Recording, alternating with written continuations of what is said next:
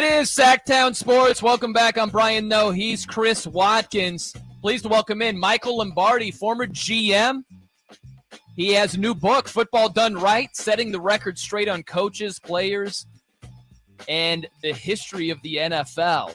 We will definitely dive into that. Michael, good afternoon, man. I want to know, when you're watching football tonight, what's typically your drink of choice when an NFL game is going on? My drink of choice is probably going to be water. I have no volume on. I don't listen to anything. I just watch. You know, Sherlock Holmes taught me a long time ago from reading his books. You have to see and observe, and sometimes you get a little bit of a perception from the announcers. I'm sure Doug understands this. You know, it's a way to where you kind of get your mind tainted in the other way. So I try to block out all the noise. I watch the game. I don't need them to tell me what's happening. So it's quiet. I got water, and I'm enjoying the hell out of it.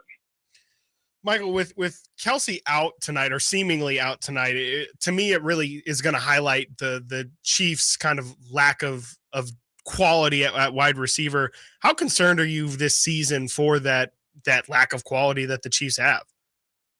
You know, I think I think we don't think preseason matters, but when you really study preseason, not on individual basis, but on team basis, you can learn a lot. And this summer, Mahomes threw 17 passes. He completed 12 of them, and he averaged 7.1 yards per attempt.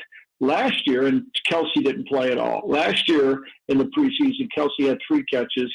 Mahomes threw 27 passes, and they averaged 8.6 yards. So the point of reference here is, if Kelce isn't on the field, the game's harder. They don't have Tyreek Hill. They don't have Hardeman, who people worried about his vertical speed. They don't have Juju Smith-Schuster, who was second in the team with 78 catches and 101 targets. So these guys are going to have to prove themselves. They're going to have to step up and mother may I, can I make plays? And I don't think any team is going to be fearful of them when Kelce's not on the field. Kelce is not a tight end. I'm going to break the news to you. He's not a tight end because the second tight end on the Chiefs roster can't replace him. Kelce's a legitimate big-time receiver. And when you take him off the field, there's no one else that could play there, and it becomes very hard. Man, you look at how much it differs in the preseason, Michael, where you mentioned the Chiefs with Andy Reid's approach, playing some starters, Mike Tomlin with the Steelers, and then there's some other coaches that are just like, nope, no starters. As it relates to week 1, do you have a preference which you prefer there?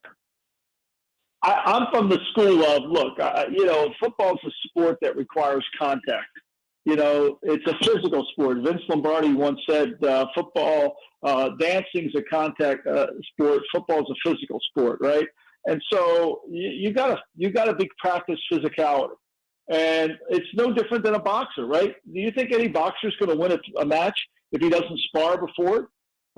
Of course not. It's going to be very challenging, and it's hard. Football's a hard game. So I'm from the Parcells school and Belichick, where, you know, we're going to practice our guys. We're going to get them ready for pad level, for physicality, and get them mentally and physically tough for the grind, because it's a long season. And football is a game of fundamentals. Football is a game of execution. And if you don't practice execution against the people you have to play against, it's going to be hard to execute effectively. And I think that's the key. And so, you know, everybody has different approaches. I like what Andy Reid does. I like what Mike Tomlin does. I like what Bill Belichick does. Now, when you can work against other teams in a joint practice and you're getting that same look, New England went to Green Bay and they ran a zillion plays in 2 days up there. They might have had 300 plays, good plays against good players. That's great. And when you get that kind of work, it's awesome.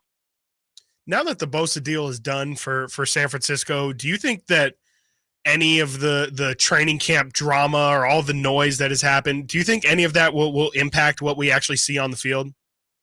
No, I don't think. I think it's over with. I think probably a lot of the players in the 49er locker room knew that, you know, Brock Purdy was going to be the starter. They knew that Sam Darnold was going to be the backup. They went and watched practice. I mean, the media made a lot out of it. You know, rarely does the backup quarterback generate all the attention, right? I mean, how often do you ever see that, you know? And the reason it happened unfairly is because of what they paid to get Trey Lance and how it didn't work out. But I credit them for moving on. Now the focus is on winning, and that's all that matters. They knew Bosa was going to come in. I mean, look, Bosa, that contract isn't a hard contract to do. It's expensive, but you can never overpay for great. What happens to you, you get in trouble with NFL teams is when you overpay for good. He's Michael Lombardi, former NFL GM, joining us here on Sactown Sports. I'm going to apologize because this is a nightmarish type question here, Michael. If you only have one team that you can watch in week one with the sound down and water's on the house, right? We're going to sweeten the deal a little bit, but you can only watch one team. Who's that one team that you have to see in week one above all others?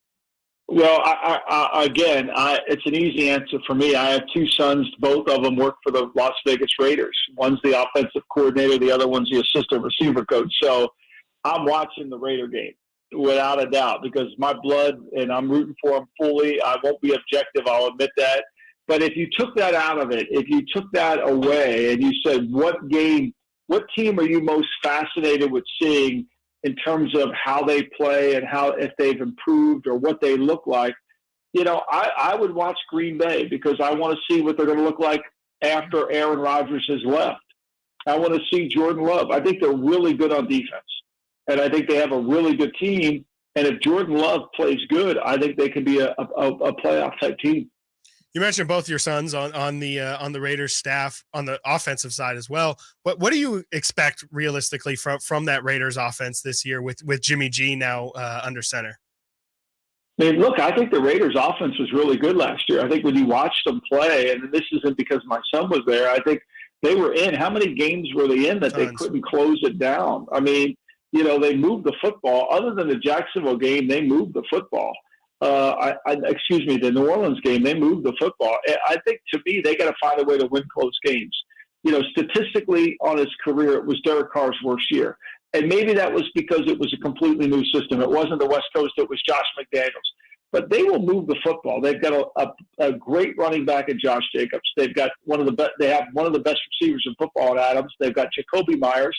I think their offensive line has really improved. If you talk to anybody who practiced against them for the 49ers, I think the 49ers would sign off on what I'm saying to you. So I think, to me, it really comes down to have they improved enough defensively. Look, the problem with the Raiders were they took over a team that people perceived was a playoff team, when in reality that was kind of a fortunate playoff team. They were a game away from being eliminated, and their defense just wasn't good enough. And so I think it's going to take some time. When you lose so many draft picks that the Raiders have lost, through different variants, through draft bad picks, through a car accident, all those things, it takes time to overcome that.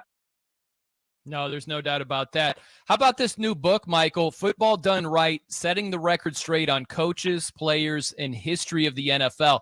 I think that's really interesting, those three categories where you're on the inside, right? You've been on the inside for a long time. For people that haven't been on the inside, which area is it? Coaching, players, the history is commonly thought of to be right, where you're like, no, that's actually not right. Like, which of those three do you think we need to be straightened out on the most? I think a little bit of both, right? I think all three, right? Let's take coaches, for example. Let's just take coaches, and what they and where they are. So there are over 500 men who have called themselves NFL head coaches. Over 500, and only 9 of them have achieved 200 wins.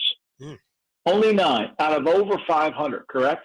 So, how is Marty Schottenheimer not in the Hall of Fame? He's the 8th winningest coach in NFL history. He's got a 61% winning percentage. Yes, I understand he didn't go to the Super Bowl, but does that really matter? George Allen went to 1 Super Bowl and lost, and he's in the Hall of Fame. He had a 71 winning percentage. Okay, now we're making the rules based on situations. Let's have a standard operating procedure on what guys do. You win 200 games, you get in the Hall of Fame, period, end of story. Let's not discuss it any further. Dan Reeves, he's won 190 games. And when you count his playoff wins, he's got 205. He can't get a sniff. He drafted 2 Hall of Fame players, John Elway, Steve Atwater, and multiple other guys. Can't get in the Hall of Fame. So it started with an injustice for some of the coaches, right? George Seifert. Everybody says, well, Seifert, it was just riding the wave of the 49ers. Well, he won Super Bowls, and his winning percentage was incredible. Now, I know he went to Carolina, and part of the book I talk about is sometimes your second stint kills your first stint. So the coaches, they need a criteria. Then I think we've lost respect for the people that have impacted the game. Like, we know John Madden's effect on the game. And he's in the Hall of Fame because he won 76% of his games. But besides that, his influence then. Brett Musburger. I mean, if it wasn't for him and Jimmy the Greek talking about betting, this game wouldn't have advanced as much. And the great Howard Cosell. I mean, Musburger and Cosell never won the Pete Rozelle Award for the best PR person that has helped the league in their careers. And let me say this. On Monday night in America in 1971, when Monday Night Football came out, there were more bowling leagues around this country than anything. And by the time Monday Night Football took off, bowling leagues became extinct. People stayed home to watch Monday Night Football. They stayed home to listen to Cosell. And then we talk about the players. Sterling Sharp belongs in the Hall of Fame, had an incredible career. Unfortunately, only 8 years. It got cut short by a spinal injury. But he can't get traction because he had a short career. Oh, but it's okay for Terrell Davis to get in the Hall of Fame, and he had a short career. Now, how is that, right? It's okay for Tony Baselli to get in the Hall of Fame. I'm not arguing it, but why he had a short career for an offensive lineman, and he got in. So I just think there's a lot of double standards. There's a lot of politics that I try to bring out in the book. I'm not trying to take anybody out of the Hall of Fame, but I'm trying to get people in. What happens is guys, it becomes that meeting who gets in. It's not objective. People have bias and agenda. And I think it's time that people see the true story. No, that's great stuff. We'll look forward to that book, man. I love how opinionated you are. By the way, when you drink water tonight, is it Dasani? Are you hardcore with your opinions on that? It's great. It's the great tap water from Ocean City, New Jersey here. It's water I grew up with. So it makes me happy here. But no, I mean, look, I got to talk about it on my show, The Lombardi Line on VSiN every day. And so I got to pay attention. I mean, I would like to drink Sinatra Select, Jack Daniels, but I can't do that because I have to pay attention. No doubt, man. Well, thanks for the time tonight, Michael, and hope you enjoy the game tonight in week 1 altogether, man.